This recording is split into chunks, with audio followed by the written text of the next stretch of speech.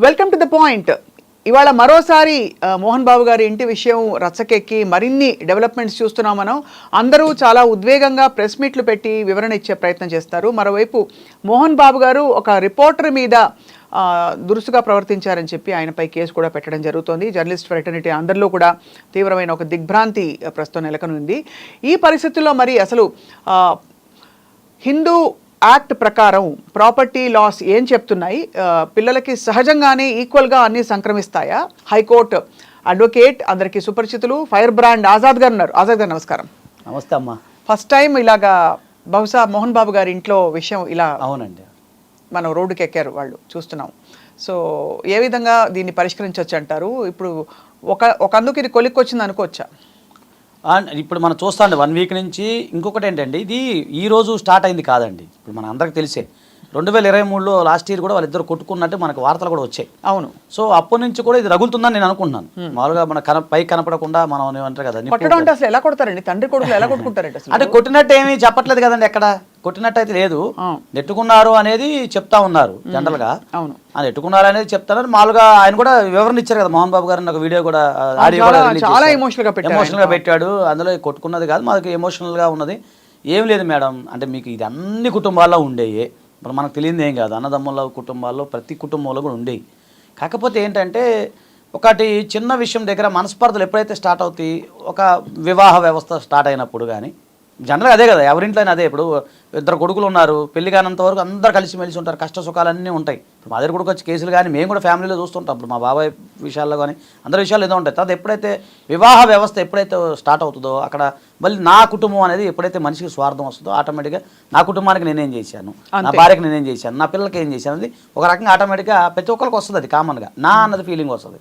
Before మ్యారేజ్కి ముందు మా అనేది వెళ్ళిపోయి నా అనేది వస్తుంది. అవును, నా భార్య నా పిల్లలు అనేది వస్తుంది ఆటోమేటిక్గా. అప్పుడు ఏం చేయాలంటే జనరల్గా ఎవరైనా విఘ్నులు లేని తల్లిదండ్రులు ఏంటంటే వాళ్ళకి ఇవ్వాల్సింది ఇచ్చేసి సపరేట్ పెట్టేస్తుంటారు. ఇప్పుడు విలేజ్ ప్రాంతాల్లో మనం చూస్తుంటాం, కొన్ని ప్రాంతాల్లో పెళ్ళంగా నాటి సపరేట్ చేసేస్తారు. అరే బాబు నీ పిల్లలతో నువ్వు కలిసి ఉంటారు బాబు, నీకు ఇది ఇచ్చేస్తామని చెప్పేసి.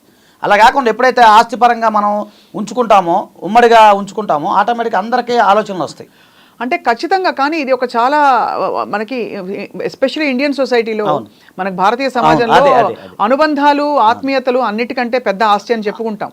అలాంటి పరిస్థితుల్లో ఇలాంటి మాటలు అన్ని బాగున్నప్పుడు మాట్లాడుకోవడానికి అందరు సందేహిస్తారు.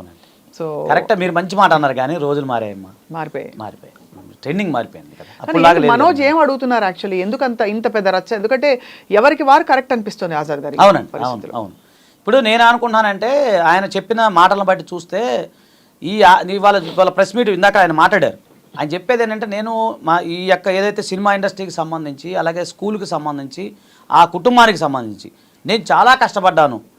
సినిమా సంబంధించి చాలా కష్టపడ్డాను. ఫైటింగ్ విషయంలో కానీ, డైరెక్షన్ డిపార్ట్మెంట్లో కానీ, డ్యాన్స్ విషయాల్లో కానీ, ఏదైనా సరే లక్ష్మీ ప్రొడక్షన్ ఏదైతే ఉందో వాళ్ళు ఏదైతే ఉందో దానికి సంబంధించి నేను చాలా కష్టపడ్డాను. 1 రూపాయి కూడా నేను తీసుకోలేదు. ఈ ఆస్తులు పెరుగుదలలో అంటే ఈ అభివృద్ధిలో, ఆర్థికంగా అభివృద్ధి విషయాల్లో నేను కూడా నా కష్టార్జితం కూడా ఉంది. మా అన్నయ్య కష్టార్జితమే కాదు, నా కష్టార్జితం కూడా ఉంది అనేది అక్కడ నాకు కనబడతా ఉంది. ఇప్పుడు ఆయన చెప్పిన దాన్ని బట్టి చూస్తే అంటే ఏంటంటే ఆయన కూడా ఎక్కువగా లైన్ షేర్ లాగా అడుగుతున్నాడేమో అని నేను అనుకుంటున్నాను. అంటే ఆయన చెప్పిన మాటలు బట్టి చూస్తే సరైన వాటా ఆయనకు అందలేదేమో అని అనిపిస్తుంది మనకి. కానీ అలా వాటా ఇవ్వకుండా ఎందుకుంటారు? తండ్రికి అందరూ పిల్లలు సమానం, అందులో చట్టాలు కూడా ఉంటాయి దీనికి సంబంధించి. అవునండి. ఇప్పుడు అంతకుముందు మోహన్ బాబు గారు ఒక వీడియో చూశాను, మన దాంట్లోనే చూశాను. అవును, చూసినప్పుడు ఆయన ఏమన్నారంటే, నా ఆస్తి నలుగురు ఏదైతే ఎంతమంది ఉన్నారు 3 పిల్లలకి 3కి సమానంగా ఉంటుంది. తర్వాత ఆడపిల్లకి ఎక్కువ ప్రిఫరెన్స్ ఇస్తాను, నాకు ఆడపిల్ల అంటే చాలా ఇష్టం కాబట్టి ఎక్కువ వాళ్ళకి ప్రయారిటీ ఇవ్వాల్సి వస్తుంది అని చెప్పి ఆయన చెప్పడం జరిగిందండి. అంటే ఆ సందర్భాల్లో మరి ఆయన ఏదన్నా ఒకరికి ఎక్కువ తక్కువ ఇవ్వటం వల్ల, తర్వాత మొన్న రీసెంట్గా కదా మనోజ్ గారికి మ్యారేజ్ అయింది, వివాహం అయింది. ఆ సందర్భంలో ఆయన ఏమన్నారంటే, నా యొక్క వివాహం ఆయనకు నచ్చలేదు, పెళ్ళి అనేది నాకు ఆయన చెప్పిన ప్రెస్ మీట్ అందులో ఆయన చెప్పిన మాటలు, వివాహం అనేది నేను మ్యారేజ్ చేసుకున్నాను కదా అది నచ్చలేదు కాబట్టి అప్పటి నుంచి మనస్పర్ధలు స్టార్ట్ అయినాయి ఏమో అనేది ఆయన చెప్తా ఉన్నారు. అవును. సో ఇప్పుడు ఆయన డిమాండ్ ఏంటంటే ఏం లేదని, ఆయన డిమాండ్ ఏంటంటే కొన్ని ఆర్థిక సంబంధమైన విషయాలతో పాటు కొన్ని కుటుంబాల్లో ఏమైనా జరిగిన చిన్న చిన్న మనస్పర్ధలు ఏమైనా ఉండి కలుపుకొని వెళ్ళిపోవాలనేది అలా అతను బాధపడుతున్నట్టు నాకు అనిపిస్తూ ఉంది. ఎందుకంటే నేను మెసేజ్ పెట్టాను, రిప్లై ఏం లేదు. సార్ ఆత్మగౌరవం అనేది చెప్తా ఉన్నారు. నాకు ఆస్తి గురించి కాదు, ముఖ్యంగా నా ఆత్మగౌరవం, మా నాన్న దేవుడు అని చెప్పి ఆయన కుటుంబం పట్ల ప్రేమ వాత్సల్యం చూపిస్తానే ఉన్నారు. కాకపోతే ఎక్కడో సన్నని గ్యాప్ అనేది కనపడతా ఉంది. ఆ గ్యాప్ ఫిలప్ చేస్తే ఆటోమేటిక్ సెట్ అయిపోద్ది అనేది జనరల్ నేను అనుకుంటున్నాను. ఇక్కడ అందరిలో ఉండేదే, కాకపోతే కొంచెం ఇది ఎమోషనల్గా కొంచెం ఎక్కువగా జరిగిందేమో అని అనుకుంటున్నాను. నేను అట్లా అనుకుంటున్నాను. ఆయన చెప్పిన దాన్ని బట్టి చూస్తే నాకు డబ్బుతో ముఖ్యం కాదు, నా ఫ్యామిలీ నాకు కావాలి, నా ఫ్యామిలీ అనేది వీళ్ళ మధ్యాహ్నం కలుపుకోవటం లేకపోవటం, అంటే ఫ్యామిలీలో కొన్ని చాలా అంటే సున్నితమైన అంశం కూడా కదండి. మోహన్ బాబు గారి శ్రీమతి గారు మొదటి భార్య లేకపోవడం, ఇప్పుడు మనోజ్ గారి విషయంలో ఇలా జరగడం, అంటే తక్కువ వచ్చిందని చెప్పడం, కానీ ఆయన తల్లి అక్కడే ఉన్నారు ప్రత్యక్షంగా. ఆవిడకి ఎంత గుండె తరుక్కుపోతుంది, ఎటు చెప్పలేరు. పిల్లలందరూ సమానం, పిల్లలందరూ నా పిల్లలే, సొంత పిల్లలే కదా. అదే కదా ఇక్కడ మీరు చెప్పింది 100% వాస్తవేనండి. కాకపోతే ఇక్కడ మీరు అన్నట్టు మళ్ళీ మన హిందూ వారసత్వ చట్టం ఏదైతే ఉందో దాని ప్రకారం చూసుకున్నట్లయితే ఒక హిందూ పురుషుడు తన కష్టార్జితం ఏదైతే ఉందో తనకు తాను సంపాదించిన ఆస్తులు ఎవరికి రైట్ ఉండదండి. అది క్లియర్గా ఉంది మన చట్టంలో. సెల్ఫ్ ఎక్వైర్ ప్రాపర్టీ ఉందనుకోండి, ఇప్పుడు నేనున్నాను, నేను కష్టపడి సంపాదించుకున్న ఆస్తి నా ఇష్టం, ఎవరికైనా ఇచ్చుకోవచ్చు. నీ కొడుకు అని ఇవ్వాలనే రూల్ లేదు, భార్య కూడా రాదు, భర్తలకు కూడా, పిల్లలకు కూడా. అలాగే ఒక భార్య సంపాదించిన సెల్ఫ్ ఎక్వైర్ ప్రాపర్టీ భర్తలకు కూడా ప్రాపర్టీలో రైట్ ఉండదు, పిల్లలకి రైట్ ఉండదు. సో మన చట్టాలు ఆ విధంగా ఉన్నాయి. అలాంటప్పుడు ఆయన ఏమంటాడంటే ఆయన కష్టపడి సంపాదించుకుని నేను ఎవరికైనా ఇచ్చుకుంటాను, నా మనవలకు ఇచ్చుకుంటాను, లేదా ఇంకోళ్ళకి ఇచ్చుకున్నాను, దారదత్తం చేసుకుంటాను, నా ఇష్టం, అడగడానికి మీరెవరు అని ఆయన పాయింట్ వ్యూలో ఆయన పాయింట్ అదే. కానీ ఆయన ఇవ్వకపోవడానికి కారణం ఏముంటుంది? మనోజ్ గారు ఇప్పుడు అంత అధికారికంగా చెప్తున్నారంటే నాకు ఇవ్వలేదని చెప్పి, అక్కడ నిజం లేకపోతే చెప్పరు కదా. అవునండి, అది సన్నటి, ఎక్కడైతే ఆ సన్నటి కోణం ఏదైతే నేను చెప్పా కదా, సన్నటి గ్యాప్ ఏదైతే ఉందో ఎందువల్ల వచ్చి ఉంటుంది ఆ గ్యాప్? కేవలం వివాహం వల్ల అనుకుంటున్నాను నేను. ఇప్పుడు ఆయన చెప్పిన దాన్ని బట్టి చూస్తే అదే అంటున్నాను కదా, నా భార్య నన్ను యాక్సెప్ట్ చేయట్లేదు. ఇందాక ప్రెస్ మీట్లో అదే చెప్పారు కదా, ఆయన యాక్సెప్ట్ చేయట్లేదు అన్నట్టుగా చెప్తా ఉన్నారు. నా వ్యక్తిగత విషయాలు కూడా విమర్శిస్తూ ఉన్నారు. ఇప్పుడు శ్రీశ్రీ గారు అన్నట్టు వారి ప్రైవేట్ జీవితం వారి సొంతం, పబ్లిక్లకు వస్తే ఏదైనా అంటాం అన్నట్టు వ్యక్తిగత జీవితాలు కూడా బయట పెడుతున్నారు. కానీ మరో కోణం ఉంది. వ్యక్తిగత జీవితం మన సొంతం అనుకున్నప్పుడు మరి అధికారికంగా రావాల్సిన హక్కుగా అడగకూడదుగా.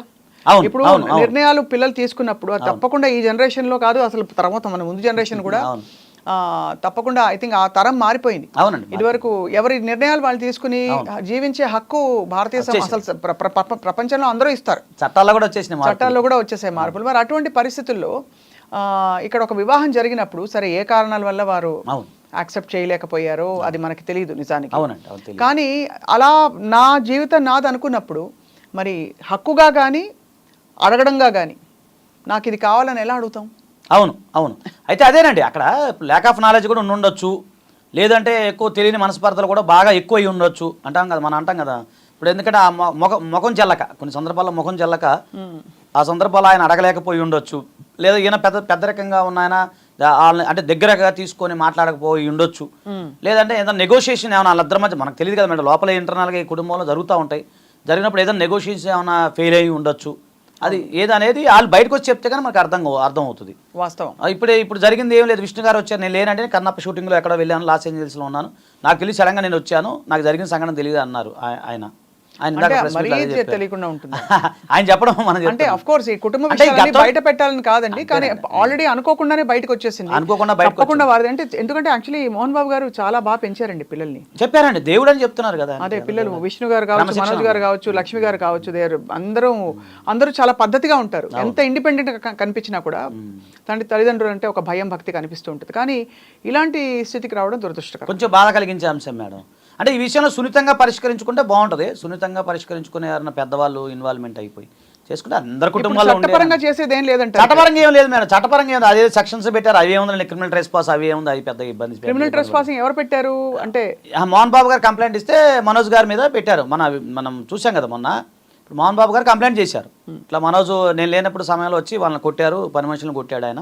నిన్న ఆడియో అదే కదా లీక్ అయింది మొత్తం, డైరెక్ట్గా వదిలేరు కదా. అది చాలా కొట్టారు. అంటే ఒక తండ్రి అయ్యుండి నిజంగానే ఇప్పుడు పెదరాయుడు సినిమాలో ఎలా అయితే మన క్యారెక్టర్స్ ఒక ఆదర్శవంతమైన ఇవి చూస్తాం కదా, తప్పే ఎవరు చేసినా అని.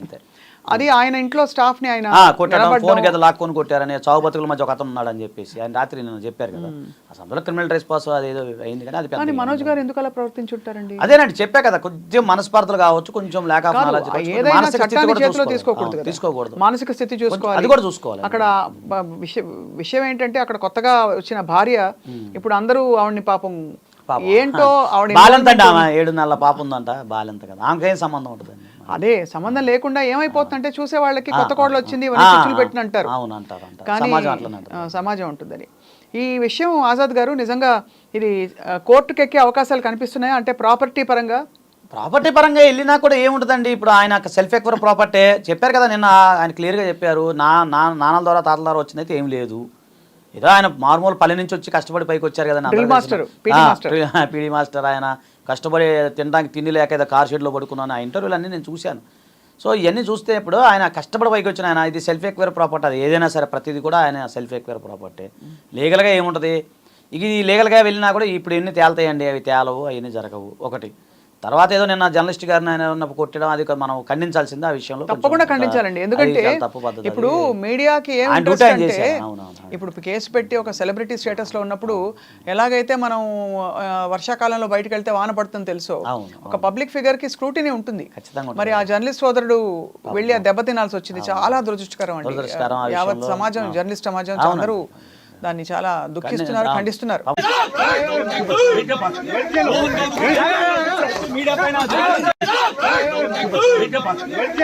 దెబ్బ కూడా ఇక్కడ ఏదో చెవికిను కంటికి ఏదో చాలా బాగా 3 ఫ్రాక్చర్స్ అండి మొహంలో. అది కూడా అది ఎవరికి భావోద్వేగాలు ఆగట్లేదు ఇక్కడ. ఈ మొత్తం విషయం ఏంటంటే ఆస్తుల గొడవ. అవును అవును అవును. ఆయనకి ఎంత కన్న కొడుకు ఇలా చేశాడా అనే ఒక బాధ, కోపం ఉన్నా కూడా కొద్దిగా ఆ సంయమనం ఉండాల్సింది. ఆయన సంయమనం ఉంటే బాగుండేది. అసలు ఫస్ట్ విషయం బయటకు ఎలా వచ్చింది ఆజాద్ గారు? ఇది అంతేనండి, ఈయనే కదా బయట పెట్టింది, ఈయన మనోజ్ గారే కదా బయటకు వచ్చింది. ఇప్పుడు ఆయన బయటకు వచ్చిందట్టు బయటకు వచ్చి కంప్లైంట్లు ఇచ్చుకున్నారు. ఫస్ట్ ఆయన 100 ఫోన్ చేశారంట విషయం జరిగినప్పుడు. ఆయన కూడా సార్ కూడా మోహన్ బాబు గారు కూడా ఇద్దరు కూడా ఫోన్ చేశారు. తద్వారా ఇక లీక్ అవుద్ది కదా మేడం, ఆటోమేటిక్ లీక్ అవుద్ది. మనకు లాస్ట్ ఇయర్ లాస్ట్ ఇయర్ ఇద్దరు కొట్టుకున్నారని చెప్పి మనకు కూడా అప్పుడు చాలా గొడవ అయింది. మనోజ్కి మోహన్ బాబు గారికి అవుతున్నాయి. ఇప్పుడు మొన్నదాకా అది విష్ణు గారు ఇద్దరు కొట్టుకున్నారని చెప్పి మనకు వార్తలు వచ్చినాయి కదా. అదే మొత్తానికి మనోజ్ గారికి కుటుంబంతో అది వాళ్ళిద్దరి మధ్య కొంచెం గ్యాప్ వచ్చేసి మరి అన్న విష్ణు పాపం ఇప్పుడు రంగంలోకి దిగి మొత్తం పరిస్థితిని సర్దాలి. ఆయన చేతిలో ఉంటే పెద్ద మనుషులు ఉంటారండి, వాళ్ళకి సినీ రంగం ప్రముఖులు అందరు దిగి మాట్లాడి నాకు తెలిసి కొలిక్కి వస్తుంది. నేను అనుకుంటా టీ కప్పులో తుఫాన్ అండి. ఈ కుటుంబ సమస్యలు అందరికీ ఉంటాయి కదండి, అందరికీ ఉంటాయి, అందరికి ఉన్న ప్రాబ్లమ్సే. ఇప్పుడు జనరల్గా ఏంటంటే సెలబ్రిటీస్ కాబట్టి కొద్దిగా మీడియా పరంగా ఫోకస్ అయ్యింది. కానీ విలేజ్లో ఏం చేస్తాం మేడం, విలేజ్ ప్రాంతాల్లో మనలాంటి ఇప్పుడు జనరల్గా జరిగినప్పుడు కూర్చొని 4 పెద్ద మనుషులు కూర్చొని మాట్లాడి పెద్దరాయుడు ఉంటారు అంతే కదా. పెద్దరాయుడు గారి ఇంట్లోనే సమస్యలు ఉంటాయి. అసలు బాధ, అదే బాధ. పెద్ద మనిషి అండి ఆయన కొంచెం. మరి సినిమా ఇండస్ట్రీ ఎందుకు స్పందించట్లేదు దీని మీద? అంటే వ్యక్తిగత విషయాలు కదా కాబట్టి ఎవరు ఇన్వాల్వ్మెంట్ కాకపోవచ్చు నేను అనుకున్నాను. ఏ కామెంట్ చేసినా కూడా అది మళ్ళీ వాళ్ళకి అనుబంధాలు దెబ్బతింటాయి. ఏదైనా ఇది ఒకటి అర్థమైపోయిందండి కలికాలం అంటే. నిజంగానే అఫ్కోర్స్ హక్కుగా కొడుకు అడగడంలో తప్పు లేదు, బట్ ఇంత రచ్చకొచ్చే పరిస్థితులు వచ్చాయి తండ్రి కొడుకుల మధ్య అంటే ఇంకా ఏం చెప్పాలి సార్? ఒకటి మేడం, ప్రతి ఇంట్లో ఉన్న గొడవేనండి. మీకు ఓపెన్గా చెప్పాలంటే ప్రతి ఇంట్లో 2-3 అన్నదమ్ములు ఉన్నప్పుడు ఖచ్చితంగా ఉంటుంది, నో డౌట్ అట్ ఆల్. కాకపోతే దాన్ని డీల్ చేసే విధానంలో డిఫరెంట్ వస్తుంది. అప్పుడే కూర్చొని అంటే స్టార్టింగ్లోనే చిన్న మనస్పర్ధ వచ్చినప్పుడే మనం కూర్చొని ఫ్యామిలీ పరంగా మాట్లాడుకుంటే ఇక్కడ దాకా రాదు. సో ఇప్పుడు అన్నేళ్ళు సమానంగా ఉండవు. 4 బిడ్డలు ఉన్నప్పుడు 4 రకాల 4 మనస్తత్వాలు ఉంటాయి. ఇప్పుడు మనం కూడా ఎంతమంది ఉన్నప్పుడు అన్ని రకాల సమానం ఉండవు. ఉన్నప్పుడు చిన్న మనస్పర్ధలు వచ్చినప్పుడు దాన్ని సరి చేసుకుంటూ వెళ్ళిపోతే ఇక్కడ దాకా రాదు. అంటే నేను అంటే వీళ్ళ విషయం అని కాదు, ఏ కుటుంబంలో కూడా. ఇప్పుడు కుటుంబ పెద్దకి నేను కుటుంబంలో పెద్ద కొడుకుని, ఏ సమస్య వచ్చినా మన దగ్గరికి వస్తారు. వచ్చినప్పుడు మనం సంయమనం పాటించుకొని జాగ్రత్తగా అందరినీ కూర్చోబెట్టి తీర్చిదిద్దితే కానీ సెట్ అవుతుంది. మనమే తొందరపాటు నిర్ణయాలు తీసుకుని తొందరపాటుగా వ్యవహరించామనుకోండి మొత్తం గాడి తప్పుతుంది, కుటుంబ వ్యవస్థ గాడి తప్పుతుంది. అంతే, అది ఎంత సంయమనంగా ఉండాలి, తప్పదండి. ఇంటికి పెద్ద మనిషి ఉన్నప్పుడు అన్ని బాధలు పడాలి మేడం, అది భలే కష్టం, చాలా నరకం కూడా. సో సార్ పాపం ఆయన మోహన్ బాబు గారు ఎంత బాధపడి ఉంటారు. సరే ఇది జర్నలిస్ట్ సంఘటన జరిగినప్పుడు మనం ఖండిద్దాము, ఆయన యొక్క దాన్ని ఆ విషయంలో నో కాంప్రమైజ్. కాకపోతే ఆయన వ్యక్తిగత విషయంలో చూసుకున్నట్లయితే కష్టపడి పైకి వచ్చి ఇంత స్థాయికి వచ్చిన తర్వాత మంచి పేరు వచ్చి నేషనల్ స్థాయిలో ఇంటర్నేషనల్ స్థాయిలో ఆయనకు మంచి పేరు ఉండి ఆయన కూడా ఎంత మానసిక ఒత్తిడికి గురవుతారో కూడా ఒకసారి మనం ఆలోచించలేక తండ్రిగా. అంటే అలాంటి కష్టజీవులకి ఇప్పుడు ఈ ఫేజ్ ఆఫ్ లైఫ్ లో అంటే ఇప్పుడు దాదాపు సీనియర్ సిటిజన్ ఇప్పుడు ఆయనకి మంచిగా లైఫ్ ఎంజాయ్ చేయాల్సిన టైం పడిన కష్టానికి చాలా కష్టపడ్డారు కదండి ఆయన, అంత క్రమశిక్షణకు మారిపోయారు. నిజంగా ఆయన నేనైతే లా చేయడానికి కారణం ఆయన ఇండైరెక్ట్గా అయితే ఇండైరెక్ట్గా ఆయనండి. ఇంటర్మీడియట్లో నేను కొంచెం డిప్రెషన్కి గురయ్యాను. అంటే నాన్న కొంచెం వ్యవసాయం ఇవన్నీ కొంచెం ఆర్థిక స్థితి బాగాలేనప్పుడు అవి చదివేందుకు మనం కూడా ఏదైనా పని చేసుకుందాం అని అనుకున్న సమయంలో అప్పుడు ఈ అసెంబ్లీ రౌడీ సినిమా చూశాను నేను. చూసినప్పుడు ఒక అంటే ఆ సినిమా క్యారెక్టర్ చెప్తున్నా, అందులో ఒక ఆయన